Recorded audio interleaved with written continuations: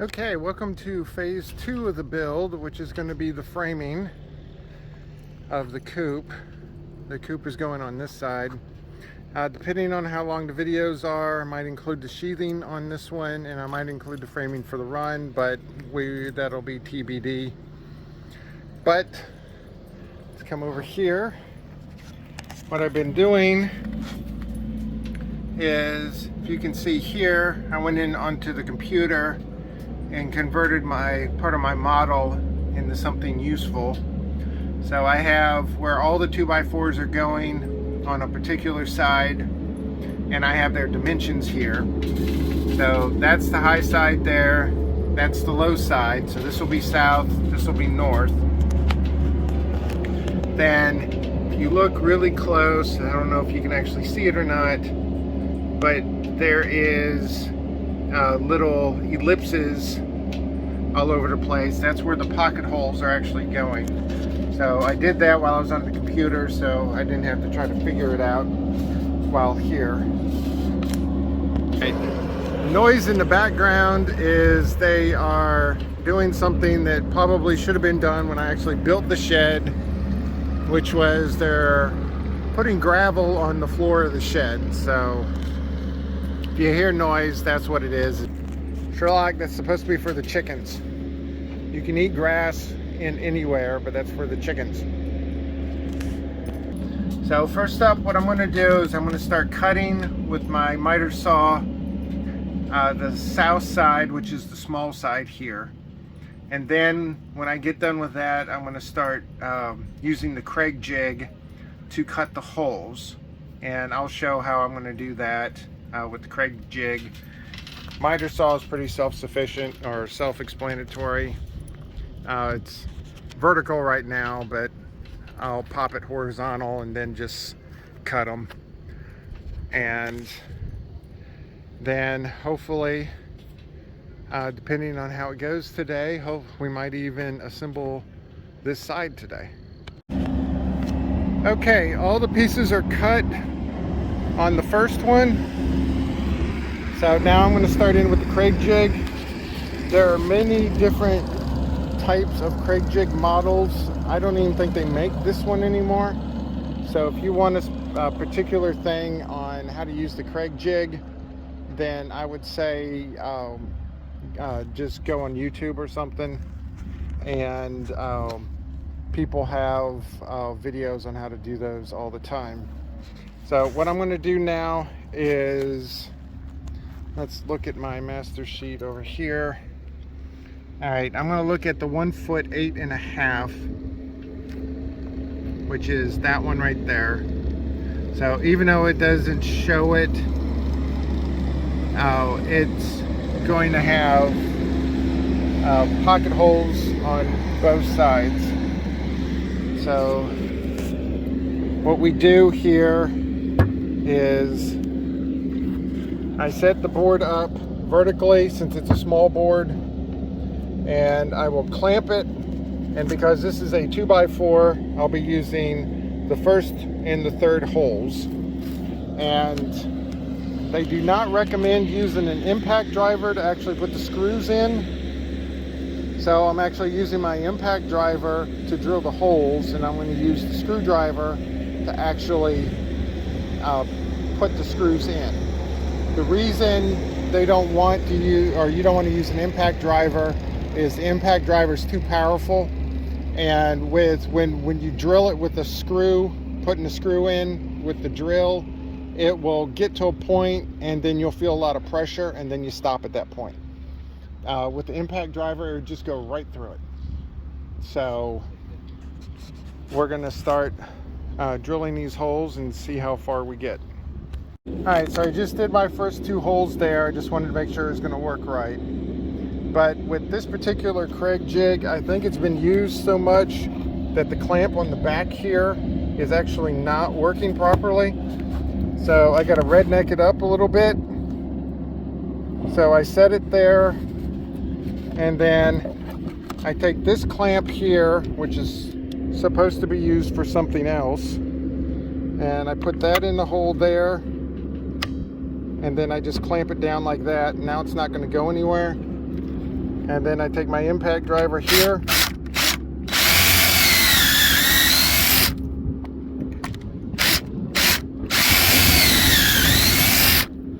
And it's done.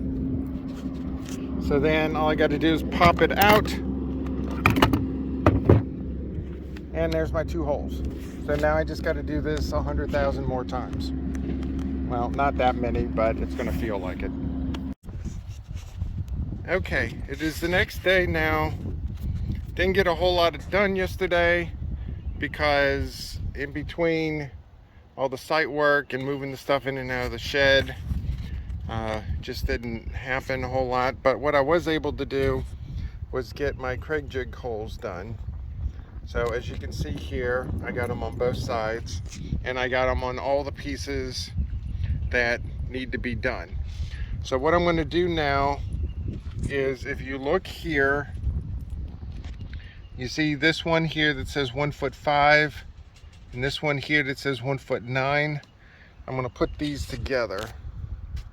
So I have them actually backwards of what they need to be. So let me put this real quick. So pretty much what this is going to look like is this, and I'm going to put these 2 screws in.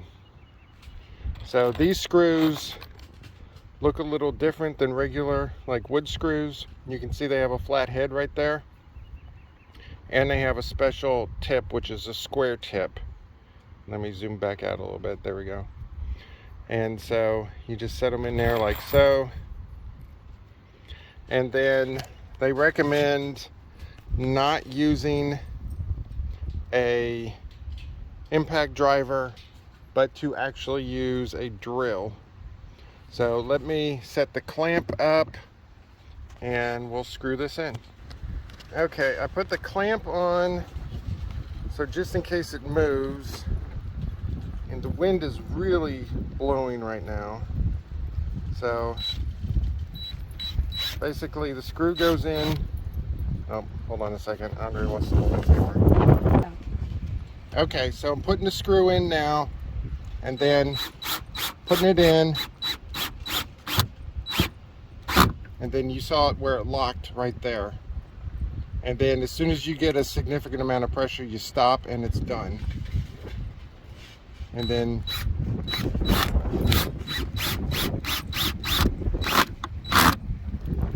and there you go. So clamp, and now it's in, and now it's good. And so now all I got to do is just do this 100 more times. So I can't remember on this side. I think I have like 56 or 58 or something like that. There's a lot of screws that go in on these sides. So we're gonna take it. It's going on the far side over there. So we're gonna move everything and assemble it on the ground over there. And so then all we have to do is just lift it up. Okay, it is Sunday. Yesterday, the only thing we were able to accomplish is actually assembling the low side piece, which is right here. I guess the chicken coop gods didn't like my April Fool's video that I did. So we had a massive windstorm yesterday.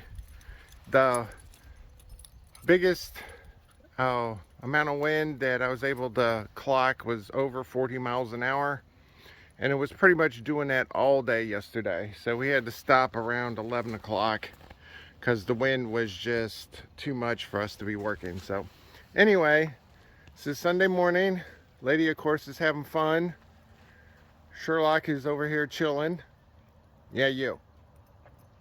And what I'm doing right now is I'm cutting the wood for the high side, which is going to be over here. So then I get the rinse and repeat. Got to cut all the pieces of wood. Got to do all the Craig jig holes for the pocket holes, and then we got to put it together. So it'll be similar to what we did on the other side.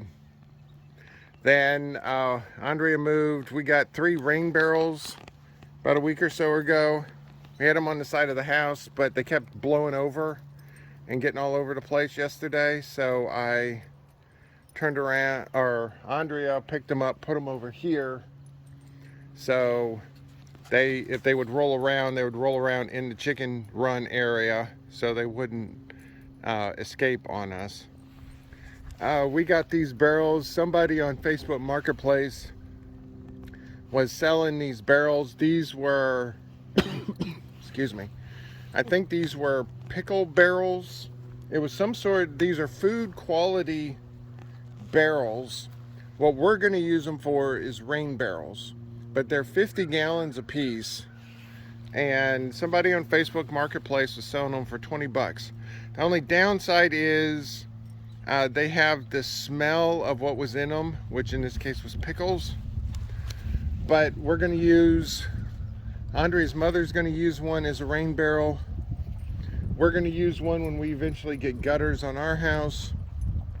And then we're going to use the third one here for water for the chickens. So we're going to create a big gravity system for the water. So we fill one of these up, at least until we get gutters. Then we turn around and have the system for the chickens to use. The guys, of course, are really interested in the rain barrels, and so, but that'll be later on in the build, because we have to figure out exactly what we're going to how we're going to do that, and I'm not to that point yet, and that's a future me problem. So what I want to be able to accomplish today is to get this wall completed. And then I want to start standing these two walls up and connect them together. So then we can actually get some verticality on this thing. The sisters inside are saying we're late on their chicken coop. And I don't necessarily disagree with them. So I'm going to get to it. And then when I get something tangible done, then I'll check back. Okay, this side is done. We just realized right now we built this backwards. This side over here is supposed to be over here.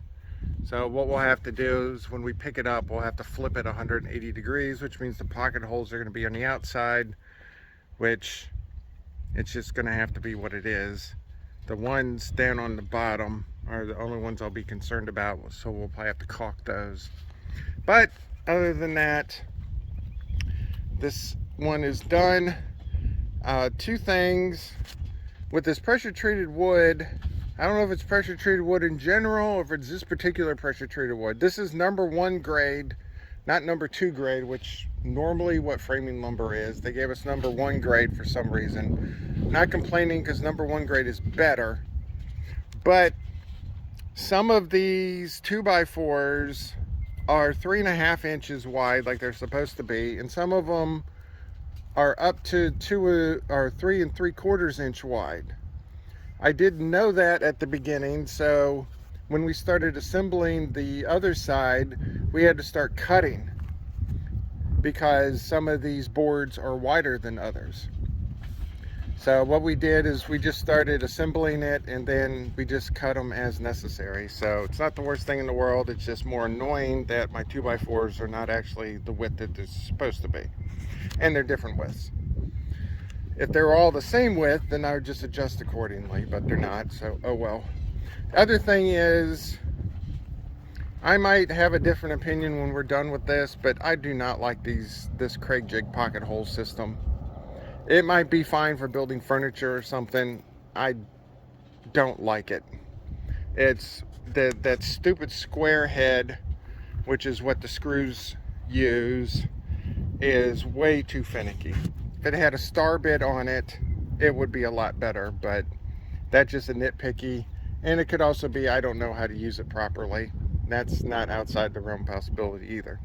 So we're going to take a break now, and then we get to start the fun part, which is to start raising this thing and making it go vertical. So that might get a little on the interesting side, but we shall see. Okay, we got the 2 end walls up, and we have our horizontal pieces in there enough to brace it. We have all the Craig jig holes on the ground done, and now we're going to start coming back in and infilling all of this for the 2 insides. We have another 7 5/8 or 7'9" piece to go across on that side, but I forget what the height is, so we'll have to measure and put that in.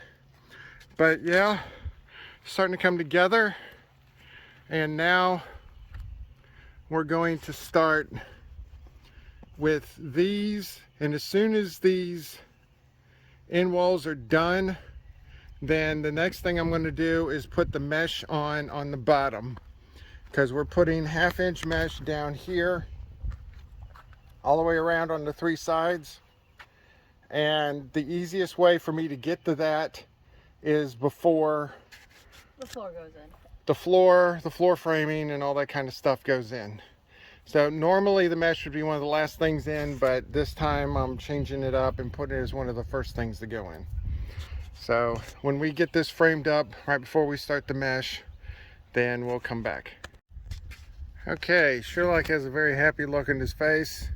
Actually, I don't know if he really cares right now. He's outside, so that's the only thing he really cares about. All right, it's about 4 o'clock today, and so we are stopping. We got all 4 sides done, at least on the exterior perimeter. I wanted to put a board up here. The rafter, which I grabbed one of the rafter pieces, is just sitting up there right now. That's literally just going to sit on top of that. I wanted to put this up here so we could have a place to screw the sheathing in. And oh, Andre's going to try to move it. Hold on. Okay, so we got it moved, and it's going to look like this eventually. So we're going to have a long overhang on this side, short overhang on this side. It's going to be shorter than that, and this is going to be longer. If you look at the shadow here and see where my hand is, that's where it's actually going to be hitting. So during the day, most of this is going to be in shade, which is what we wanted. So here's the window that's going to be on this side, and then on the run side we got the little chicken door in the center, and then we got 2 big windows that are going here. So we're excited about this. We're excited to actually have something accomplished, unlike the last couple of days. And so we're going into the week now, and I'm going to have what I call my weekday projects.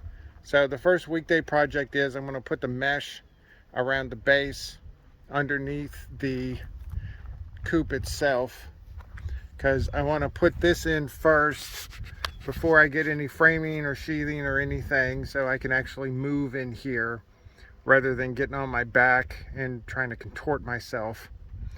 So that is it for right now, and as I make progress, I'll keep popping videos out.